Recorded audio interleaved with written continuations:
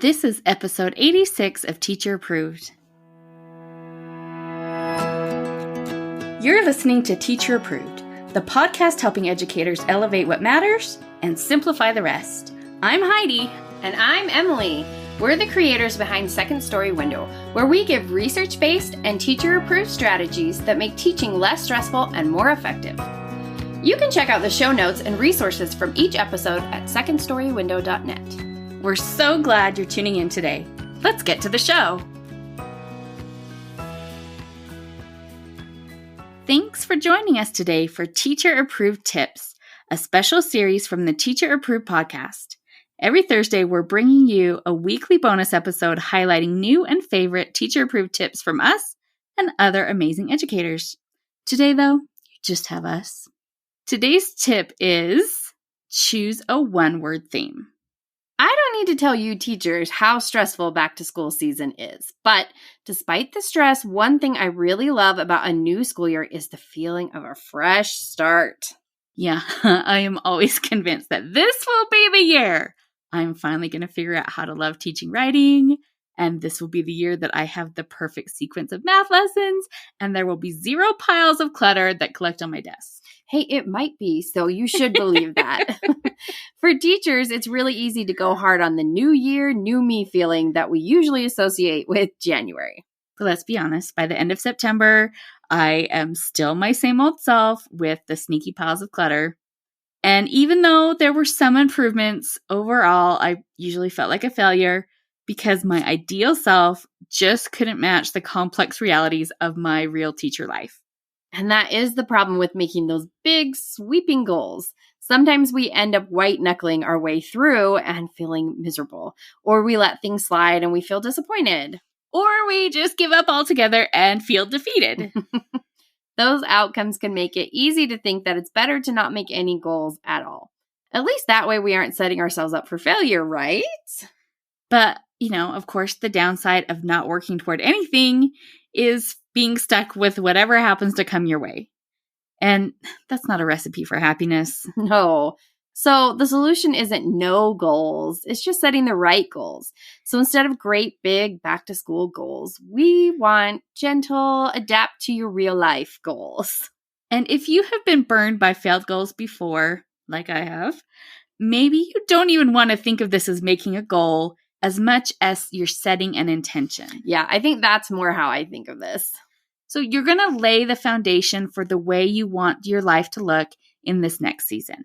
So our tip for this week is to choose a one-word theme for the school year. You've probably heard people talk about this in January, but as a teacher, the start of a new school year is a bigger deal to me than the start of a new calendar year. So I like to choose my word of the year when school starts. It's a way to open the door to growth without getting tied down by the rigidity of resolutions.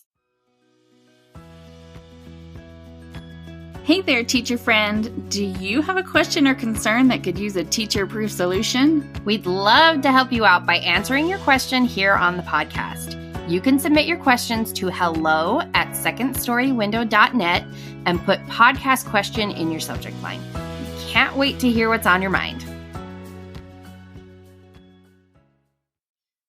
So, what is a one-word theme? It's a word or phrase that captures what you want your year to hold. It can be a reminder to focus on what matters. It can be a landmark to guide you toward what's ahead. It can even be a little nudge that reminds you to keep moving. And the word you choose could even be all of those things rolled into one. So, how do you choose this magical word? And there is no right or wrong way. Honestly, I usually just take a bit to reflect on the friction points in my life. I consider what I want more of and what I want less of in my life. And that's usually enough to get me going on the right track. If it's been a while since you've taken stock of how your life is going, taking the time to reflect on what matters in this next season can give you a lot of clarity about what you want from life. Yeah, we probably don't assess our lives often enough. So once I have a general sense of the kind of growth that I'm looking for, I like to try out different words until I find one that has the right feeling for me. I'm going on vibes here, basically. Yep. So it's kind of like choosing a pebble on the beach. There's a million of them out there, but I want the one that fits my hand just right. But if feeling out the vibes of different words doesn't work for you, here are some suggestions. You could make a list of things you want to work on this year, and then identify some common themes that could tie that list together.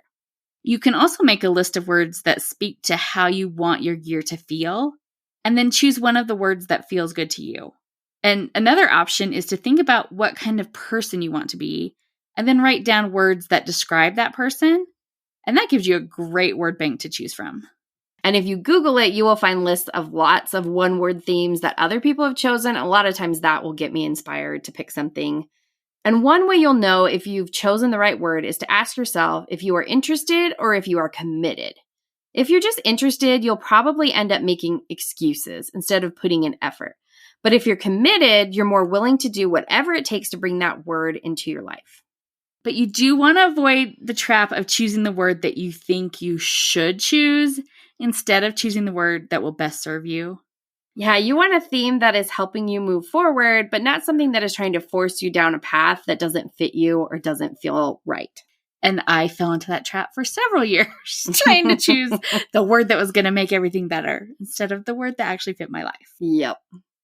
But also don't feel like you have to do this all in one sitting. It can be a little overwhelming.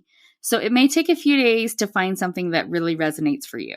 Yeah, I like to just think about it. I usually can narrow it down pretty quickly to a few words that jump out at me. And then I just mull it over for a couple days and see which one's jumping out to me the most. Keep in mind that there is no perfect word. You just need to find a supportive word. Plus, you're not locked into anything. You can change your word at any time. That's why I like to call my word a one-word theme instead of my word of the year.